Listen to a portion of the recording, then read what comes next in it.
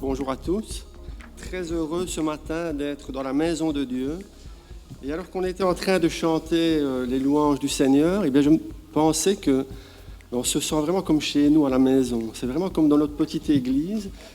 Et c'est pourquoi la famille de Dieu, eh bien je crois elle est la même partout. On peut aller n'importe où. Là où il y a des enfants de Dieu, là où la présence de Dieu est réelle, eh bien on se sent chez soi. Vraiment comme à la maison.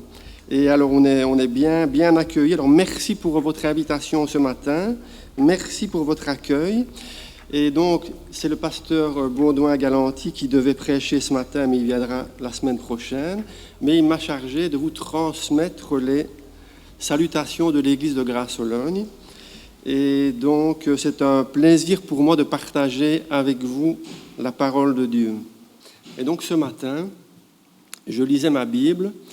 Et je lisais que Paul dit dans l'Épître aux Romains, au chapitre 10, c'est la parole de la foi que nous prêchons. Et c'est cette parole de la foi, vraiment, c'est ma prière ce matin, que la prédication de la foi soit vraiment annoncée. Ce n'est pas simplement que, quelque part, vous êtes venus, vous avez envie d'entendre un beau discours, une belle prédication. Ce n'est pas ça. La Bible dit que la foi vient de ce qu'on entend, et ce qu'on entend vient de la parole de Dieu. Et alors, dans les prières ce matin, on entendait beaucoup de désirs de changement. On veut revenir à Dieu, on crie à Dieu. Et je crois que le meilleur moyen, quand on veut revenir à Dieu, c'est de laisser la parole de Dieu nous parler comme tout à nouveau. C'est la parole de la foi que nous prêchons. Et donc, cette prédication ce matin, je vais donner un titre. Et le titre, c'est « Heureux le peuple qui connaît ». Heureux le peuple qui connaît. Et alors, je lui ai mis un sous-titre « Heureux aussi et surtout celui qui connaît ». Heureux le peuple qui connaît, je vais développer après. Le peuple qui connaît, c'est l'Église. Et alors, l'Église, elle connaît son Seigneur, mais heureux es-tu, heureux vraiment celui qui connaît Dieu dans l'époque actuelle que nous traversons.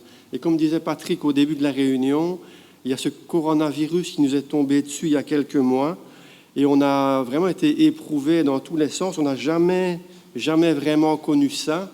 On a eu des périodes où on devait se cacher, il y avait le confinement, le reconfinement, le déconfinement, et finalement, si on écoute les médias, on ne sait plus très bien quoi faire.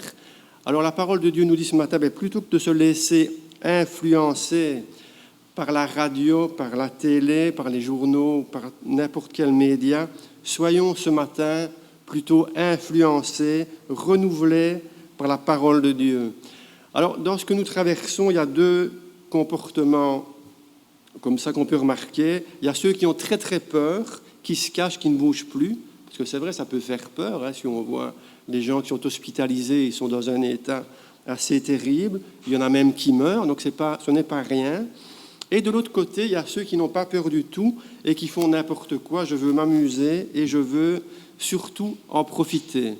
Alors évidemment, entre ces deux attitudes assez différentes, il y a la voie de la sagesse. Et la voie de la sagesse, c'est la voie que va nous rappeler le Seigneur ce matin. Forcément, il y a une attitude, il faut être prudent, il faut être sage. Et si je suis enfant de Dieu ce matin, la parole de Dieu nous invite à être prudent et circonspect. Ça veut dire aviser, ça veut dire avoir de la réserve, ça veut dire être attentif à ce qui se passe, être réfléchi et surtout s'appuyer sur la promesse de Dieu. Alors Paul dit dans l'Épître aux Romains, ne vous laissez pas contaminer par le monde présent, par la pensée de ce monde. Et je dirais, ne vous laissez pas contaminer par la peur, par la crainte de ce virus. Mais au contraire, soyez transformés par le renouvellement de l'intelligence. Alors Jésus dit dans sa parole, quelque part, au chapitre 14, que votre cœur ne se trouble pas. Gardez un cœur confiant, croyez en Dieu et croyez en moi. Alors en arrivant, on parlait un peu avec Patrick, je disais, le fait qu'on met comme ça des masques, et que même dans l'église, partout, tout le monde a un masque sur le visage, ça a comme des allures un peu de fin de monde, c'est une situation tout à fait nouvelle pour nous, et je crois que ça, quelque part, ça doit nous avertir que des temps difficiles sont en train d'arriver. Des temps difficiles arrivent, et donc il faut se préparer. Mais Jésus dit, préparez-vous, ne soyez pas troublés, ne vous laissez pas atteindre par l'anxiété. Alors, peut-être quelques-uns diront, c'est vite dit, ne pas se tracasser, ne pas être anxieux. Alors, ce n'est pas que c'est vite dit, mais je suis convaincu ce matin que si réellement, chaque jour de la semaine, chaque jour de l'année, vous avez un rendez-vous avec la parole de Dieu, vous vous laissez renouveler dans votre foi, dans votre intelligence et dans votre entendement, et je parle de ça journellement, pas simplement venir le mercredi prier ou le dimanche au culte, mais ayez votre rendez-vous, cherchez la parole de Dieu pour vous dans la parole de Dieu. Ne prêtez pas l'oreille aux médias, parce que si vous prêtez l'oreille aux médias, il y a de quoi se décourager. Si on regarde les nouvelles, il n'y a que des mauvaises nouvelles. La plupart des nouvelles, 98% des nouvelles, ce sont des mauvaises nouvelles. Mais si vous prenez du temps avec la Bible, avec la parole de Dieu, Jésus annonce une bonne nouvelle. Et c'est une bonne nouvelle qui ne change en rien du tout. Alors ce matin, ne soyez pas découragés, mais laissez-vous renouveler dans votre foi. Ne vous conformez pas à la pensée de ce monde. Ne vous laissez pas influencer, imprégner, diriger par la peur. D'accord ? Soyez au contraire renouvelés par la parole de Dieu. Et si vous êtes comme ça renouvelés, réellement, si vous cherchez la voie de Dieu, eh bien, Paul dit que vous allez la discerner, vous allez comprendre ce qui est bon, ce qui est agréable et ce qui est parfait pour vous. Alors, ce n'est pas rien du tout. Ce qui est bon, agréable, parfait. Alors, où se trouve la volonté de Dieu pour vous? Elle est toujours dans la parole de Dieu. Ne vous laissez pas décourager. Alors, d'entrée de jeu, je voudrais vous déposer une vérité immuable. Et cette vérité immuable, c'est une vérité au fait qui ne change pas, qui reste identique pour l'éternité. Et cette vérité se trouve dans Proverbes 10, 25. Il nous est dit, le juste a des fondements éternels. Alors, le juste a des fondements éternels, c'est une parole pour les racheter. Ce matin, la parole qui est annoncée, c'est en priorité une parole pour l'Église qui a besoin de se rappeler que si tu es enfant de Dieu, déclaré juste par la grâce de Dieu, eh bien tu as des fondements éternels.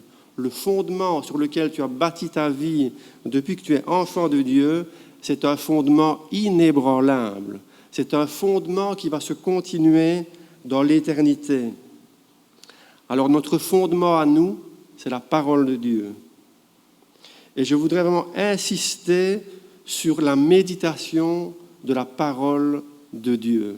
Et ce qui m'attriste, ce qui attriste même quand on parle comme ça au conseil d'anciens, ce qui nous attriste, c'est de voir nombreux sont les chrétiens qui ne s'intéressent pas vraiment à la parole de Dieu.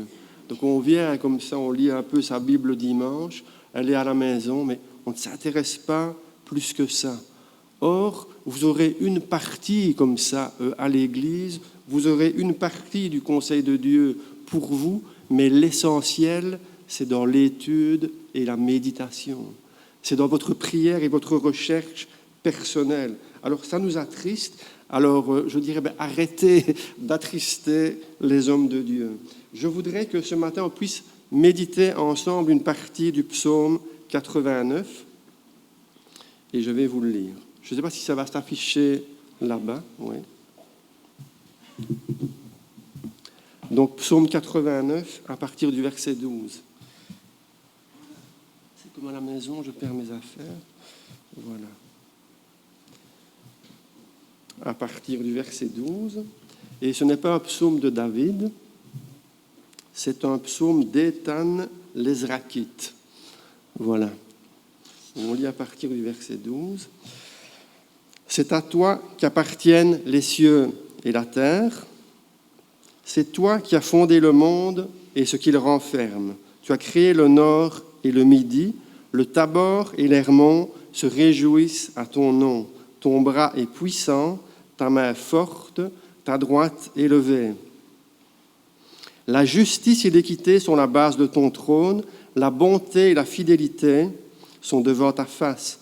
Heureux le peuple qui connaît le son de la trompette. Il marche à la clarté de ta face, ô Éternel. Il se réjouit sans cesse de ton nom. Il se glorifie de ta justice, car tu es la gloire de sa puissance. C'est ta faveur qui relève notre force. Car l'Éternel est notre bouclier et le Saint d'Israël est notre roi. Amen. Alors il le dit, c'est à toi qu'appartient le ciel et la terre. Et il repose le fondement du commencement. Au commencement, Dieu crée le ciel et la terre. Alors je redirai encore, heureux es-tu ce matin si tu connais cette vérité, si tu en es convaincu. Moi, je sais que je me suis converti il y a 33 ans.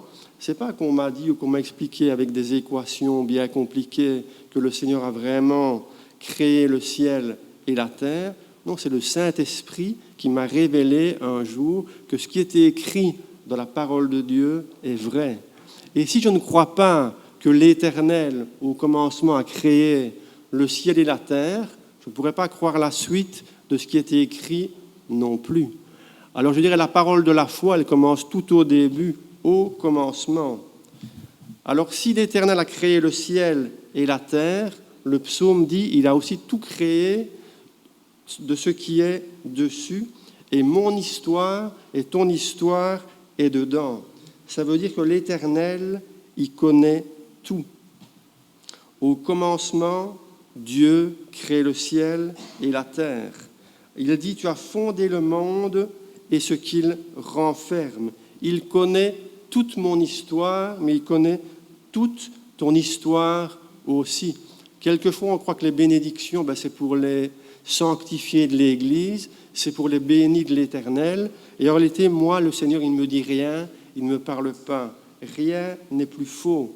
Il est dit que si tu es à Dieu, il te connaît, il t'aime depuis toute éternité. Et même les cheveux de ta tête sont comptés. Je ne sais pas à quoi ça sert, mais ils sont comptés. Ça veut dire que tu es important à ses yeux. Alors il y en a qui en ont un peu moins, c'est plus vite compté, mais peu importe. Le Seigneur te connaît, à l'intérieur comme à l'extérieur. Alors on est comme ça à découvert devant Dieu, mais c'est pour notre bien. C'est pour qu'il puisse aussi nous changer. Alors on a chanté tantôt, c'est toi qui as créé le nord et le sud, et il le redit dans le psaume, le nord et le sud, c'est toi qui les as créés. Le Tabor, l'Hermon acclament ton nom. 2 montagnes d'Israël qui acclament le nom de Jésus. Alors on chante quelquefois dans un vieux cantique que les arbres des champs battent des mains, les montagnes parlent à Dieu, et on croit que c'est un langage poétique. Et c'est un langage poétique, mais moi je ne serais pas étonné de voir un jour, quand on sera dans l'éternité, que en réalité les montagnes parlent à Dieu.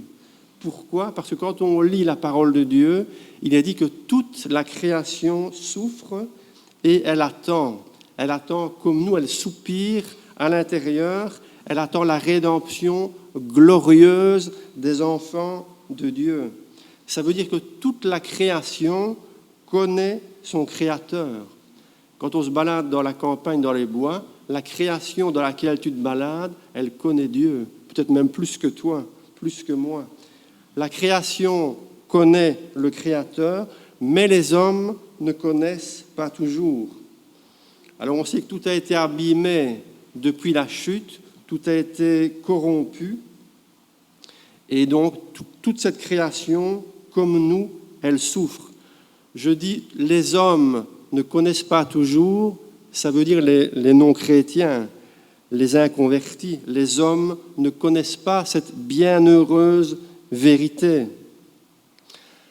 Alors, quelqu'un a dit, c'est Carl Jung, c'est le fondateur de la psychologie analytique. Mais c'est ce qu'il a dit qui est important. Il a dit que la vie qui se déroule d'elle-même, simplement, pour elle-même, sans réfléchir, c'est une vie qui n'a pas de... Ce n'est pas la vraie vie, en fait. Une vie qui n'a pas de sens, ce n'est pas la vraie vie. Et Aragon dit la même chose, il dit la plupart des gens, ils n'ont pas le sens de ce qu'ils vivent. Ils ne connaissent pas le véritable sens de la vie. Et pour ma part, je crois que le véritable sens de la vie ne peut être connu qu'en Dieu. Que chaque être humain a une destinée. Chacun, vous êtes appelé de Dieu à être tout d'abord sauvé, aimé de Dieu, et il y a une destinée qui est pour vous. Maintenant, si je ne réponds pas à l'appel de Dieu, je ne vais pas rentrer dans la destinée qu'il a pour moi, et je peux vivre une vie tout à fait loin de Dieu, et je vais lui donner un autre sens, mais à la fin de ma vie, je me rendrai compte que c'est une vie qui n'a pas de sens. Je suis certain à 200% que la véritable vie n'a de sens qu'en Dieu. Le véritable sens de la vie n'est connu qu'en Dieu. Alors dans la vie, il y a ceux qui ont la foi, et puis il y a les autres, ceux qui ne l'ont pas. Je dirais, je répéterai ce matin, heureux, bienheureux, celui qui connaît le son de la trompette. Le texte dit, le peuple qui connaît le son de la trompette, le chauffard de Dieu, autre traduction, qui entend les acclamations, qui entend les clameurs, les ovations. Il y a des cris joyeux dans la maison de Dieu. Alors, le son de la trompette signifie aussi l'acclamation, la proclamation de la parole de Dieu. Heureux celui qui connaît le son des louanges, le son des clameurs, le cri joyeux, les louanges de la maison de Dieu. Heureux le peuple qui connaît, mais surtout qui est attentif à l'appel de Dieu. Il y a un cri d'appel de la part de Dieu. Alors, heureux es-tu ce matin si tu reconnais le son de la voix de l'Éternel. Alors, celui qui connaît, ça veut dire celui qui entend et qui comprend. Ça ne suffit pas d'entendre. Il y en a plein qui entendent la parole de Dieu et puis ils s'en vont comme ils sont venus. Ce qui est important, c'est d'entendre, c'est d'accepter la parole de Dieu, de la recevoir et de la comprendre. Quand tu vas la comprendre, tu pourras la pratiquer. Si tu ne la comprends pas, tu ne pourras pas la pratiquer. Et si tu ne la lis pas, tu ne la comprendras pas non plus. Celui qui connaît, qui entend et qui comprend, c'est celui qui est appelé le bon terrain dans la parabole des terrains, en Matthieu 13. Alors la parabole nous dit que le semeur sortit pour semer. On sait qu'il y a toutes sortes de terrains. Il y a des terrains avec des épines, des ronces, des pierres. Ça, ce n'est pas des bons terrains. La semence ne peut pas porter du fruit. Et puis, il y a le terrain qui est favorable. C'est le bon terrain qui reçoit la bonne parole de Dieu. Ça veut dire que c'est le bon cœur. C'est le cœur qui est ouvert. C'est celui qui n'a pas d'appréhension, qui laisse au moins la possibilité à la parole de Dieu de s'expliquer. Il écoute avec un cœur favorable. Et celui-là, alors, il reçoit la bonne parole de Dieu, il entend et il comprend. Alors, ça a un effet bénéfique, il porte du fruit, non seulement pour lui-même, mais pour son Dieu. Il est dit, un grain en donne 100, un autre 60, un autre 30, il porte du fruit. Alors Jésus dit, si vous portez du fruit et même beaucoup de fruits, c'est ainsi que mon Père sera glorifié. Alors des fois on dit, Seigneur, que veux-tu que je fasse? Plein de choses à faire. Ce que je veux que tu fasses, que tu portes du fruit dans ta vie. Et la première chose pour porter du fruit, quelquefois on se casse la tête dans le compliqué. On veut comprendre le compliqué, alors on étudie les chroniques ou ce genre de choses, c'est pas ça. Le Seigneur, il veut tout d'abord que tu comprennes ce qui est simple et que tu pratiques ce qui est tout simple. Pardonner à ton ennemi, faire du bien à celui qui te fait du mal, ce genre de petites choses, ce que tu connais, ce que tu peux pratiquer, fais-le. Et quand tu pratiqueras et que tu auras compris ce qui est simple, alors après, tu pourras comprendre aussi le compliqué, parce qu'il y a du compliqué aussi dans la parole de Dieu, mais il prend plaisir à révéler sa parole. Moi, j'aime beaucoup quand Jésus dit « Il vous a été donné de connaître les mystères du royaume des cieux ». Il n'a pas dit ça à tout le monde, il a dit ça à ses disciples. Alors, si quelqu'un, ce matin, qu'on boit un petit coup, pardonnez-moi,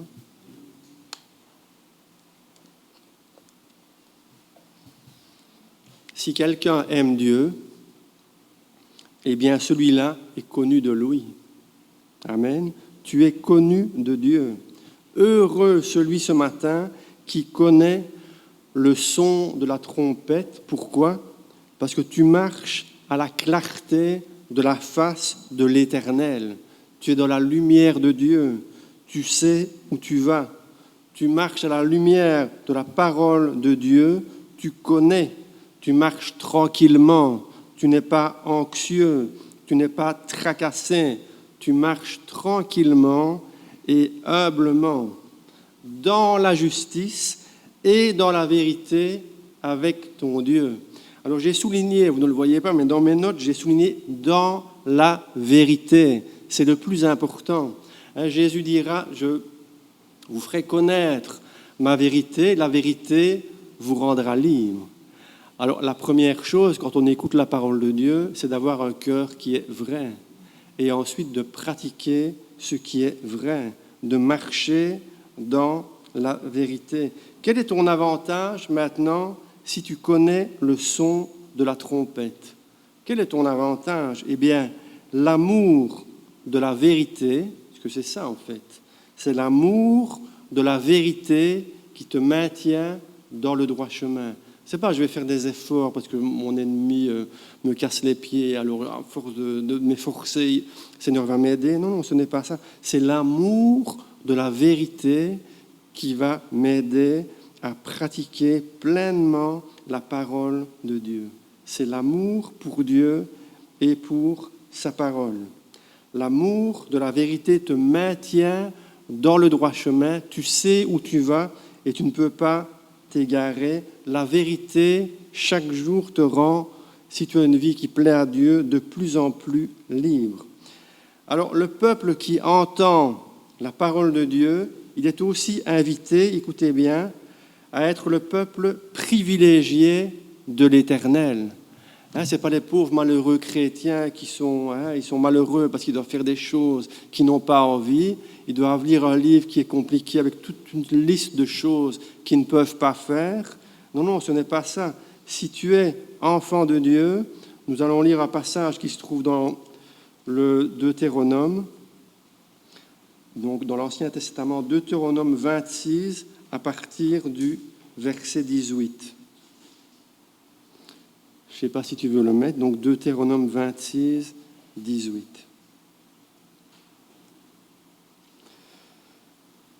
Voilà ce que le Seigneur dit. Aujourd'hui, et donc c'est une parole pour aujourd'hui, l'Éternel t'a fait promettre que tu seras un peuple qui lui appartiendra comme il te l'a dit, et que tu observeras tous ses commandements afin qu'il te donne sur toutes les nations qu'il a créées la supériorité en gloire, en renom, en magnificence, et afin que tu sois un peuple saint pour l'Éternel ton Dieu, comme il te l'a dit. Et alors maintenant, on va lire au chapitre 28, juste un verset, le premier, Deutéronome 28. Écoutez bien. « Si tu obéis à la voix de l'Éternel ton Dieu, en observant et en mettant en pratique tous ces commandements que je te prescris aujourd'hui, l'Éternel te donnera la supériorité sur toutes les nations de la terre. Amen. Alors quand il dit, il te donnera la supériorité sur les autres nations, ça veut dire pour nous aujourd'hui qu'il te donnera littéralement d'être très haut sur. Tu es au-dessus, tu es privilégié parce que l'esprit de gloire est sur toi, il est avec toi. L'esprit de victoire est avec toi. Il te donnera de l'assurance dans ta marche. Vous savez, les gens du monde, ils ne savent pas où ils vont. Hein. Ils ont une vague idée, on verra bien. Hein, on ira peut-être bien tous au paradis, mais ce n'est pas certain. Ils ne savent pas. Notre privilège, nous savons très bien où nous allons.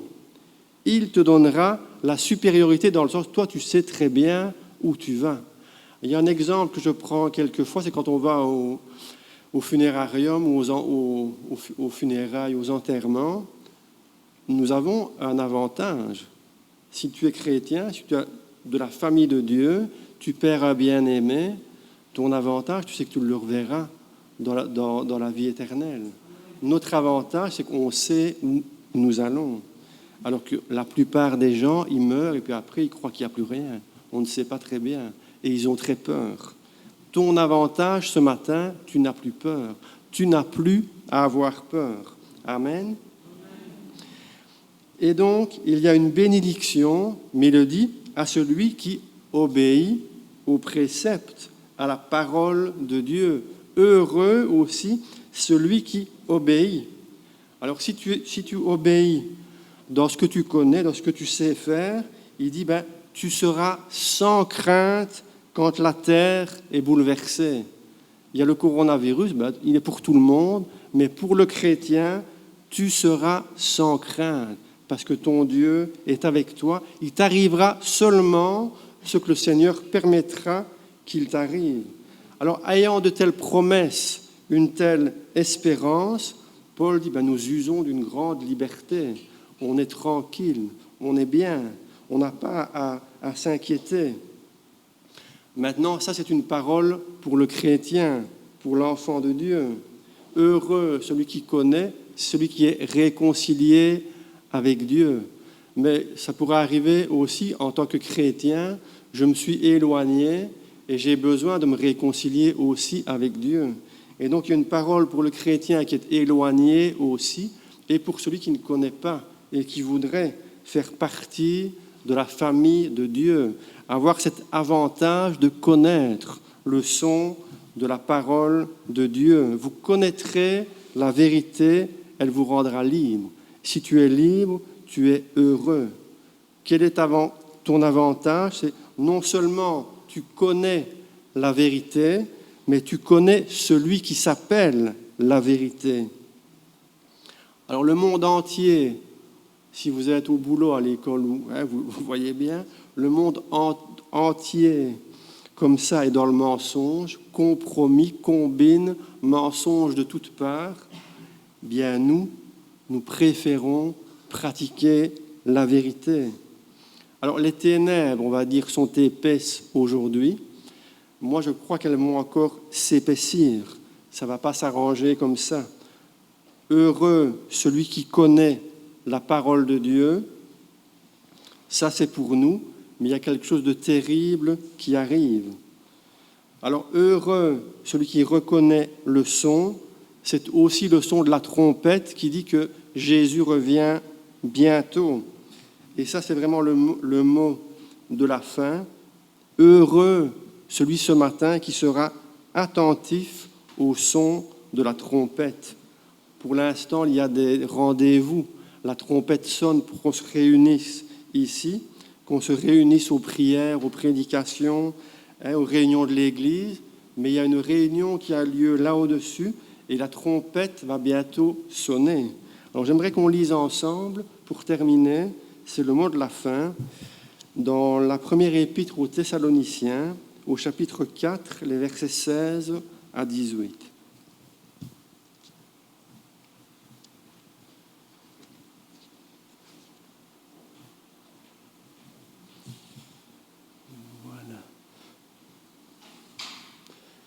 Voilà ce que dit le Seigneur.